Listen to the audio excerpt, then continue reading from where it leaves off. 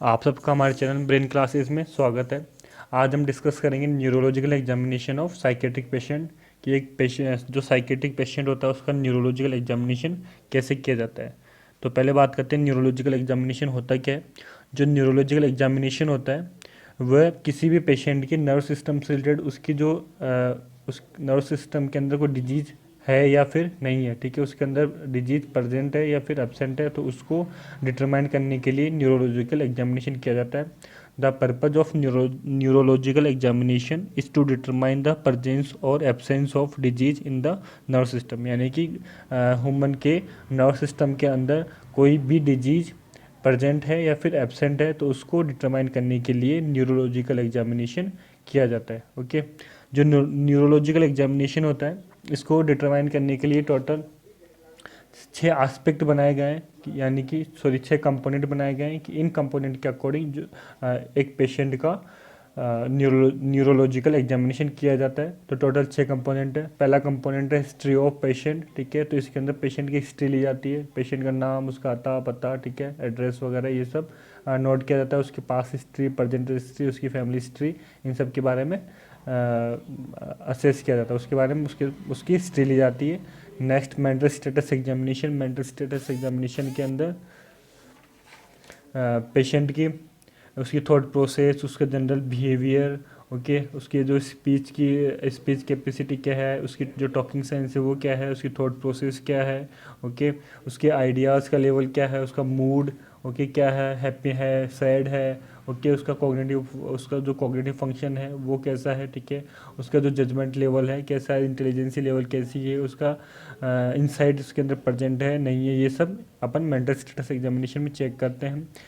Third psychological test. Psychological test के अंदर patient की जो इंटेलेक्चुअल कैपेसिटी होती है, ठीक है, इंटेलेक्चुअल कैपेसिटी देखी जाती है, उसका जो एनवायरमेंटल का जो परसेप्शन है, ये सब साइकोलॉजिकल टेस्ट के अंदर असेस किया जाता है। Fourth cognitive function. Cognitive function का मतलब उसका जो कॉन्शियस लेवल, अनकॉन्शियस लेवल, उसकी जो मेमोरी है, ठीक है, उसकी इंटेलिजेंसी है, उसका अटेंशन किस तरीके का है, ये सब कॉग्निटिव फंक्शन के अंदर चेक किया जाता है। Next intelligence test. Intelligence test के अंदर आईक्यू लेवल चेक किया जाता है कि पेशेंट का आईक्यू लेवल यानी कि उसका जो इंटेलिजेंसी जो लेवल है, ठीक है, वो चेक किया जाता है।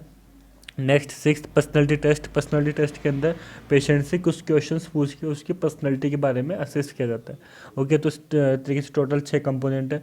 तो जिसके अंदर अपने हिस्ट्री ऑफ पेशेंट, एक जनरल हिस्ट्री से रिलेटेड बात करें तो जनरल हिस्ट्री इसके अंदर ली जाती है, ठीक है, उसके अंदर उसका नाम, उसका प्लेस, उसका ऑक्यूपेशन, ओके, उसकी पास्ट प्रेजेंट हिस्ट्री, ये सब ली जाती है। मेंटल स्टेटस एग्जामिनेशन, इसका एक कंप्लीट वीडियो अलग से बना हुआ है। तो अब अपन बात करते हैं साइकोलॉजिकल टेस्ट के से, ठीक है। साइकोलॉजिकल टेस्ट क्या होता है?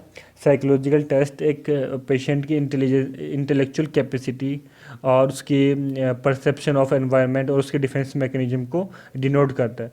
तो पहले बात करते हैं इंटेलेक्चुअल कैपेसिटी क्या होती है। इंटेलेक्चुअल कैपेसिटी का मतलब होता है किसी भी इंडिविजुअल पर्सन की मेमोरी प्रोसेस, ठीक है, यानी कि उसकी जो मेमोरी है वो शॉर्ट टर्म है या फिर लॉन्ग टर्म है। शॉर्ट टर्म से आपको एक मूवी का नाम याद आ रहा होगा, ठीक है, नहीं याद आ रहा हो तो अपने लॉन्ग टर्म मेमोरी के अंदर जाओ, उस मूवी के नाम सोचो कि शॉर्ट टर्म मेमोरी से रिलेटेड कौन सी मूवी बनी हुई और बहुत हिट मूवी भी है। नेक्स्ट बात करते हैं perception of environment. Perception of environment में क्या होता है? परसेप्शन ऑफ एनवायरनमेंट के अंदर जो पेशेंट होता है, ठीक है, उसका इल्यूजन और हेल्यूसिनेशन चेक किया जाता है कि पेशेंट को जो इल्यूजन या हेल्यूसिनेशन से रिलेटेड कोई प्रॉब्लम तो नहीं है। तो इल्यूजन का मतलब जैसे उसके सामने कोई चीज़ प्रजेंट है, ठीक है, कोई ऑब्जेक्ट उसके सामने प्रजेंट है बट उसको वो गलत समझ पा रहा है, ठीक है, यानी कि उसके सामने अगर रस्सी रखी है तो वो उसको साफ समझ पा रहा है अंधेरे के अंदर। हेल्यूसिनेशन के अंदर उसके सामने ऑब्जेक्ट प्रजेंट ही नहीं होता बट भी फिर भी वो क्या उस ऑब्जेक्ट को परसेप्ट कर पाता है, उसको महसूस कर पाता है। नेक्स्ट डिफेंस मैकेनिज्म की बात करें। डिफेंस मैकेनिज्म का मतलब होता है खुद को बचाना, किसी भी अगर प्रॉब्लम के अंदर वो है, ठीक है, उसकी लाइफ में कोई प्रॉब्लम है तो उससे वो किस तरीके से बाहर निकल पा रहा है या फिर उससे किस तरीके से वो बच पा रहा है। तो इस तरीके से साइकोलॉजिकल टेस्ट एक पेशेंट का किया जाता है। नेक्स्ट बात करते हैं अपन कॉग्निटिव फंक्शन। कॉग्निटिव फंक्शन के अंदर 3 तरीके के हैं, मेमोरी, इंटेलिजेंसी, अटेंशन, यानी कि उसका जो मेमोरी लेवल है वो कितना है, ठीक है, जो मेमोरी है वो रिकॉल है या इमीडिएट है, रिसेंट है, रिमोट मेमोरी है, ठीक है। 3 तरीके की मेमोरी की अपन ने बात की थी, इमीडिएट, रिसेंट और रिमोट, ठीक है। तो और उसका जो इंटेलिजेंसी लेवल है, इंटेलिजेंसी से मतलब जो उसकी स्कॉलस्टिक परफॉर्मेंस है, उसका जनरल जो नॉलेज है वो कैसा है, ठीक है, वो लॉजिकली सोच पाता है या फिर नहीं सोच पाता। अटेंशन, अटेंशन का मतलब उससे अगर अपन ने कुछ काम करने को कहा है, ठीक है, तो उसी टाइम पे वो उसके लिए वो अटेंशन अपना शो करता है। तो इस तरीके से टोटल 3 तरीके से कॉग्निटिव फंक्शन से रिलेटेड न्यूरोलॉजिकल एग्जामिनेशन किया जाता है। Next, intelligence test. जो इंटेलिजेंसी टेस्ट होता है, इसके अंदर पेशेंट का आईक्यू लेवल चेक किया जाता है। आईक्यू लेवल का मतलब होता है इंटेलिजेंट क्योर्स, ठीक है। तो टोटल जो इंटेलिजेंसी टेस्ट होता है टोटल 200 नंबर का होता है। तो इसके अंदर आपको एक पिक दिख रही होगी वीडियो के अंदर। इसके अंदर टोटल 1 से लेके और ये 180 तक इंटेलिजेंसी क्योर्स को यानी कि आईक्यू लेवल को शो किया गया है। अगर किसी भी पेशेंट का अगर आईक्यू लेवल 1 से लेकर 24 तक है तो उसका जो मेंटल लेवल है, ठीक है, वो प्रोफाउंड मेंटल डिसेबिलिटी है, यानी कि एकदम वीक है, यानी कि एकदम डिमेंशिया के लेवल पे है, यानी कि उसका जो मेमोरी है टोटल पूरी तरीके से लॉस हो चुकी है। नेक्स्ट, सेकंड 25 से 39 के बीच है तो भी वो काफ़ी सीवियर लेवल पे है, ठीक है। 40 टू 54 के बीच में बात करें तो मॉडरेट डिसेबिलिटी है, यानी कि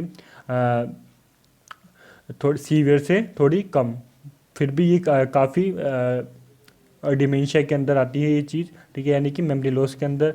नेक्स्ट 55 टू 69 के बीच माइल्ड मेंटल डिसेबिलिटी होती है, यानी कि जो मेंटल वीकनेस है, यानी कि जो उसकी जो आईक्यू जो लेवल है थोड़ा सा वीक है, 55 से 69 के बीच में। नेक्स्ट बात करते हैं 70 टू 84, ये बॉर्डरलाइन मेंटल डिसेबिलिटी होती है, यानी कि ये थोड़ा सा मेंटली वीक भी होता है तो मेंटली स्ट्रॉन्ग भी होता है ये पर्सन, ठीक है। नेक्स्ट बात करते हैं 85 से लेके अगर अपन 180 या फिर 200 तक की बात करें तो इनकी जो इंटेलिजेंसी लेवल होता है वो काफ़ी हाई होता है। 85 से 114 तक की बात करें तो एवरेज इंटेलिजेंसी, ठीक है। 115 से 129 तक की बात करें तो अबाव एवरेज, एवरेज से अबाव होता है, ये काफ़ी ब्राइट होते हैं, काफ़ी इंटेलिजेंट होते हैं। नेक्स्ट बात करें 130 से 144, ये मॉडरेट गिफ्टेड, यानी कि काफ़ी हाईली काफ़ी मॉडरेट लेवल पे इनका जो आईक्यू लेवल होता है वो काफ़ी हाई होता है, ये एक गिफ्टेड पर्सन होता है, ठीक है। इनकी जो लाइफ की जो इंटेलिजेंसी लेवल होती है काफ़ी तेज होती है, अपनी जो लाइफ की जो प्रॉब्लम्स होती हैं वो काफ़ी अच्छे से सॉल्व कर पाते हैं।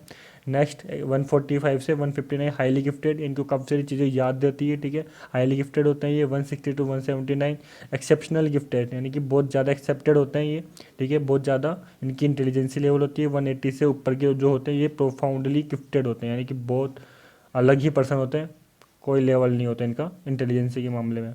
बड़े अजीब जो इंसान होते हैं उनका लेवल होता है ये। अपने बारे में सोचना मत कि आप में से किसी का ये 180 से अबव हो या फिर 180, किसी का 144 भी हो जाए तो, सॉरी 114 तक भी हो जाए तो भी काफ़ी अच्छी बात है। खैर मैं तो नहीं हूँ इन सब में। नेक्स्ट बात करते हैं अपन पर्सनालिटी टेस्ट। पर्सनालिटी टेस्ट किया जाता है क्वेश्चनरीज के बेस पे, यानी कि उसके लाइफ उसको कुछ क्वेश्चन दिए जाते हैं उसके लाइफ से रिलेटेड, यानी कि उसकी जो बर्थ डेट है, ठीक है, उसकी फैमिली में कौन है, ठीक है, उसके जो रिलेटिव्स है वो कौन कौन है, उससे लाइफ से रिलेटेड उसके इवेंट पूछे जाते हैं, उसकी स्कॉलस्टिक परफॉर्मेंस उसकी उससे पूछी जाती है, उसके लाइफ के अंदर जितने भी उसकी लाइफ में जितने भी इवेंट हुए हैं, ठीक है, उसके बारे में उससे पूछा जाता है कि बर्थ के टाइम पे वो कैसा था, उसके स्कूल के टाइम पे वो कैसा था, ठीक है। ये सारी चीज़ें क्वेश्चनरीज, यानी कि उसको लाइफ के से रिलेटेड उसके क्वेश्चन पूछ के उसके ये सब टेस्ट किए जाते हैं। तो इस तरीके से अपना न्यूरोलॉजिकल एग्जामिनेशन कंप्लीट होता है एक पेशेंट का। इस तरीके से एक पेशेंट का न्यूरोलॉजिकल एग्जामिनेशन किया जाता है। ओके, यहीं से अपना वीडियो कंप्लीट होता है। Okay, thank you for watching the video.